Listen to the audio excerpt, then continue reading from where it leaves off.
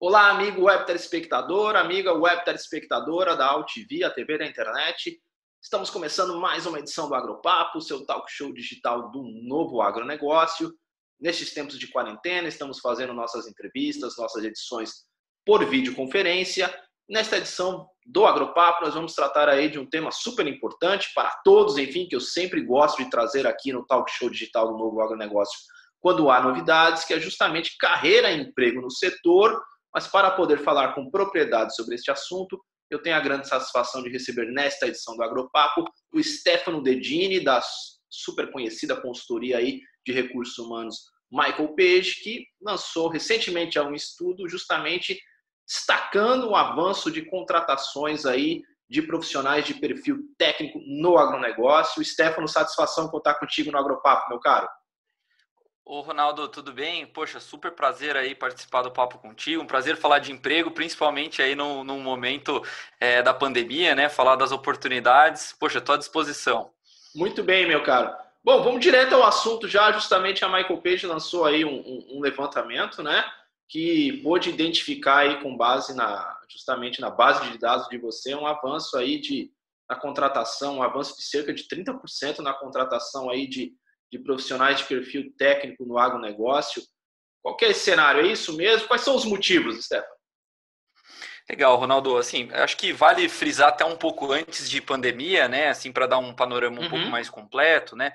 A gente já vinha notando aí uma transformação aí no setor, né? A gente vem de uma tendência de algumas revoluções tecnológicas, alguns avanços importantes até no modus operandi aí do segmento do agro. Né? E como o mercado do agro ele é muito ligado à manutenção da vida, ao alimento e etc., no cenário de pandemia, esse movimento acabou se intensificando até um pouco mais. Né? Então, a gente sente que as empresas de agro continuaram esse movimento de avanço de tecnologia e com o aumento de volume e de demanda do alimento, né? E o Brasil sendo um dos principais produtores de alimentos globais, né? A gente sentiu o impacto direto aqui. Então, o país é um exportador de alimento, o dólar nesse patamar que está, acaba ajudando também as empresas aí ligadas ao agronegócio que tem uma exportação forte. Né? Então, tudo isso acabou acelerando, né? Dando uma octanagem aí um pouco mais agressiva para o setor. Né, até, enfim, de uma forma geral, a cadeia como um todo, desde a parte de planta, soja, milho, enfim, proteínas, a partir de implementos, todos eles acabaram tendo um efeito em cadeia e, obviamente, isso impacta diretamente na nossa vida aqui do recrutamento e, por isso, esse crescimento mais expressivo aí. Uhum. Perfeito. E você citou um ponto muito importante aí, que na verdade isso já era um fenômeno que já vinha sendo identificado até no período pré-pandemia, né? Vamos dizer assim, essa aceleração assim, você acredita o que justamente esse processo assim vamos dizer, de digitalização que o setor vem passando é um vetor importante esse ponto? Com certeza. Eu acho que tem algumas iniciativas, né, que trazem um pouco dessa linha. Eu acho que tem o advento da tecnologia de monitoramento, de geomonitoramento, a parte mais de máquinas autônomas, a parte de monitoramento da origem dos próprios alimentos, dos animais, enfim. Então, todas essas ferramentas, né, da tecnologia que foram implementadas no campo para ajudar a aumentar a capacidade de gestão, né, desse tipo de negócio, né, acabou fomentando tudo isso. A parte digital, com certeza, também. Né? Então, a gente tem um monte de AgTechs, né, que a gente chama, startups do setor, sendo criadas. Né? Então, tem um ambiente que olha para um setor considerado mais tradicional por muitos, nunca considerei tradicional, mas por muitos, muito considerado um setor tradicional, dando uma oxigenada desse ponto. E tem um outro aspecto que eu gosto de trazer também, Ronaldo, que é o seguinte, né? A gente tem uma série de segmentos, né, que são tidos como segmentos de alta tecnologia, que tiveram que ter um ambiente de evolução do ponto de vista de gestão organizacional e etc., antes até do agro, né? E esses segmentos o agro tem atraído os profissionais desses segmentos, né? Tentando trazer um pouco mais de celeridade, um pouco mais de velocidade, tentar trazer boas práticas de outros segmentos para que o agro consiga se transformar de uma forma mais efetiva.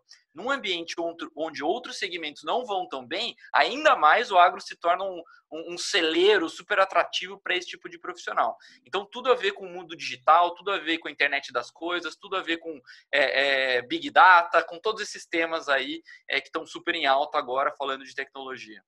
Claro, justamente. Imagino que o que você quer dizer também é que é justamente os profissionais, assim, eles estão observando e vendo o agronegócio, de fato, como uma boa oportunidade de carreira, né? Que você pode trabalhar no agronegócio sem ser naquela questão da lida do campo, que é absolutamente crucial, que é o trabalho mais importante, aliás, mas que você tem N outras funções que você, de repente, pode trabalhar no agronegócio, está envolvido no setor, mas está dentro do escritório, né? Acho que essa percepção que está ganhando força, né? Exatamente, assim, é até curioso, né, porque como eu me envolvo muito com o setor e a gente tem as nossas divisões de recrutamento, até a divisão de começo da carreira, né, das pessoas, a paid personnel, a gente vê um monte de jovens, né, se interessando pelo setor. O setor começa a ser muito atrativo para esses jovens talentos, eles olham e falam, poxa, tem muita oportunidade, né, de desenvolvimento e de melhoria e de transformação organizacional aqui, então eu quero olhar essa como uma carreira bastante interessante para mim. Então, o setor tem se tornado muito atrativo, além de ser um setor muito resiliente, né? Então, assim, se a gente olha para outros setores que foram impactados, por exemplo, numa pandemia, né, o agronegócio, justamente por essa característica, né, de ser alimento, de ser ligado à terra e etc., ele é um setor que ele aguenta bastante pressão, né? Ele tem aí essa resiliência, né, bastante construída. Então, isso também é super atrativo para quem quer viver em um setor que vai dar uma visão de longo prazo também, né? Sem dúvida. Agora, um ponto que eu queria checar contigo, Stefano, é justamente essa questão das especificidades do agronegócio. É um setor que tem as suas particularidades, vamos dizer assim, mais acentuadas, né? Até que ponto conhecer justamente essas especificidades é bom para o profissional aí que quer ingressar no setor, de repente está vindo de uma outra área? Como é que você enxerga isso? Ronaldo, você tocou num ponto super importante para nós aqui do ponto de vista de talentos humanos, né? Porque exatamente esse é o ponto que eu chamo bastante a atenção, né? É muito importante a pessoa não só conhecer as atividades ligadas ao agro, mas também entender toda a cultura envolta nesse setor. Né? Então, o que para mim faz diferença de um profissional conseguir se adaptar ou conseguir se desenvolver numa carreira dentro do mundo do agronegócio é sim ter uma bagagem técnica, é sim trazer boas práticas de outros setores, é sim ter uma visão organizacional, ter uma visão de futuro, mas principalmente uma pessoa que consiga entender a realidade, a cultura inerente ao setor e consiga conversar as duas coisas. Né? Então, essa capacidade de fazer o elo entre a revolução tecnológica, as boas práticas tradicionais, a história do setor, todo o contexto é o que garante uma boa eficiência e um bom trabalho técnico, né, na área. Então, faz um mix, né? Exatamente. Então, assim, até um dos temas que a gente tem olhado com muito carinho, né, aqui, exatamente esse aspecto cultural ligado ao aspecto técnico, né? Então, o blend dessas duas coisas é muito importante para que o profissional consiga fazer uma transferência de segmento ou mesmo ele consiga adentrar, usar essas tecnologias que ele tem na cabeça em setores distintos, né? E aí o agro sendo um setor super tradicional, com uma história de longuíssimo prazo, né? Tem isso mais aflorado ainda. Agora, por um outro lado também, a gente observa nas organizações, assim, vamos dizer, mais vanguarda, mais modernas, que é justamente a diversidade de perfis que faz com que a organização cresça, né? Inove, gere criatividade, né? Imagino eu também que ter essa vivência em outros segmentos também possa ser favorável a quem está chegando no agro, né? Com certeza. Ali você tem um mix de uma série de coisas, né?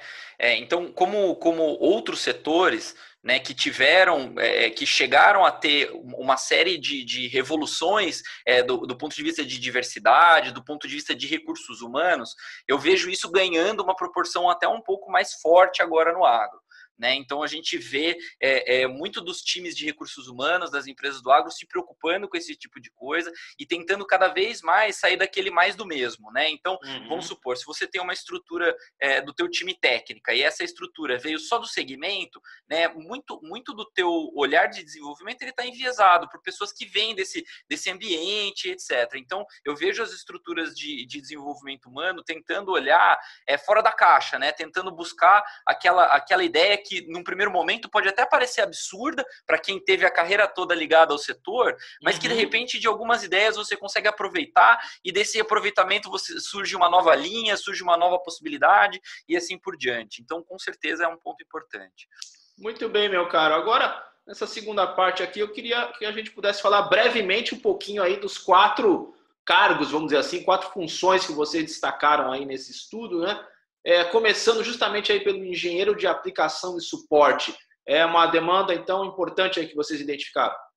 Exatamente, né? Nada mais né, traduzindo em poucas palavras aí, esse perfil, que é um executivo que é um profissional, né, que consegue linkar, né, os aspectos de sistemas, os aspectos mecânicos, né, e consegue, com essa visão, trazer uma melhor performance, né, para algum tipo de ferramenta que vai ser aplicada no campo.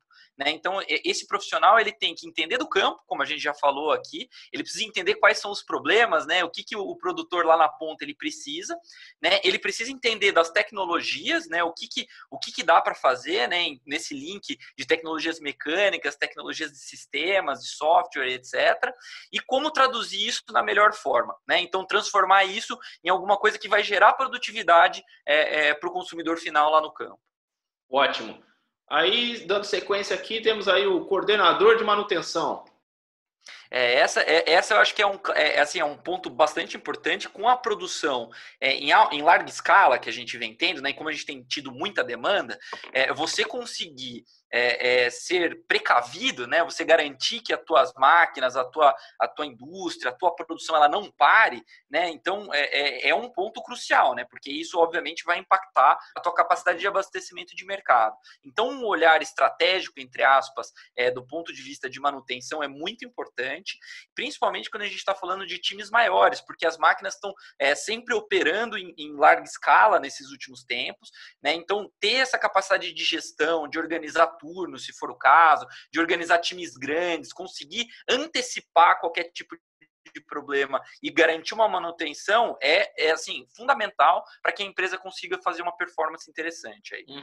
Só fazendo um breve parênteses aqui, Stefan, o perfil aí das empresas que vocês consultaram, são médias, grandes, também existem pequenas empresas, qual foi o perfil delas?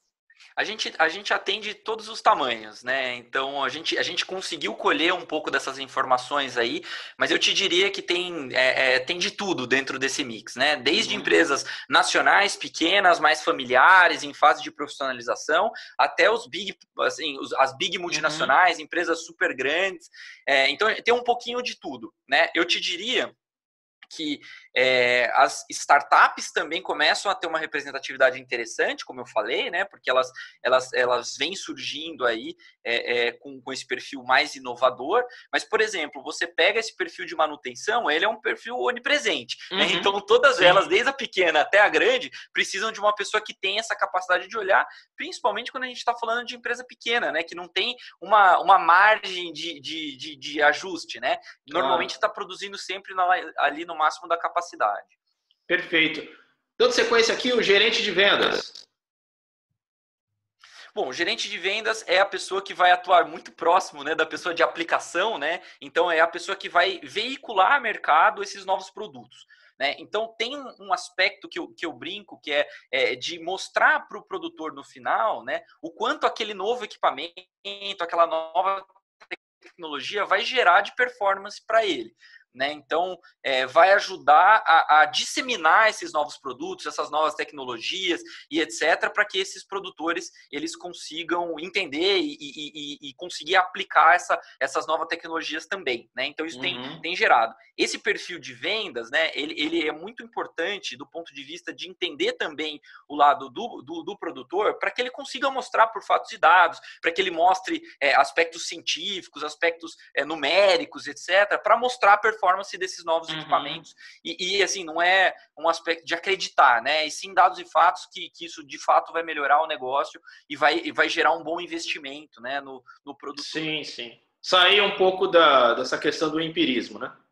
Exato. A gente vê algumas linhas, né, ainda muito pautadas em relacionamento, né? Então, assim, você tem um relacionamento do vendedor com o produtor e tal. Perfeito. Mas a gente começa a chegar num ambiente de performance, né, para o setor, onde olhar dados e fatos, ser bastante empírico, ser bastante baseado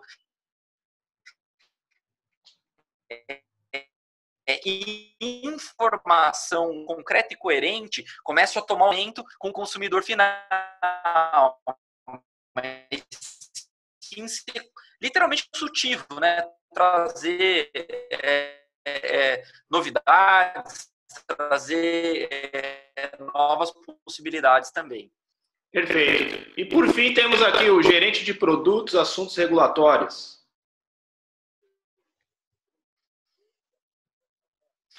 Ele basicamente é a pessoa que vai tentar traduzir, né, a realidade dentro da empresa, né? Assim, ele vai ser um desenvolvedor de produto, ele vai pegar as especificações, né, que o campo passa para os vendedores, né, para a parte de aplicação, e vai tentar traduzir isso em um produto interno, obviamente levando em consideração todos os aspectos. Então, desde investimento de P&D, né, investimento no desenvolvimento daquela nova máquina, daquela nova tecnologia, né? E o assunto regulatório, ele está um pouco ligado a isso, às vezes ele está conectado, às vezes não, né? Mas é o registro do produto nos órgãos governamentais brasileiros, a viabilidade de ter esse produto no mercado nacional. Então, tem um aspecto jurídico de relacionamento com os governamentais também. Muito bem, meu caro. Já é um grande bordão e chavão do Agropapo que boa conversa passa rápido. Olha, foi uma super entrevista aqui, um belíssimo conteúdo apresentado por você. E só posso agradecer uma vez mais aqui tua participação aqui no nosso talk show digital do Novo Agronegócio e pedir a gentileza aí se você quiser deixar algum contato para quem quiser mais informações.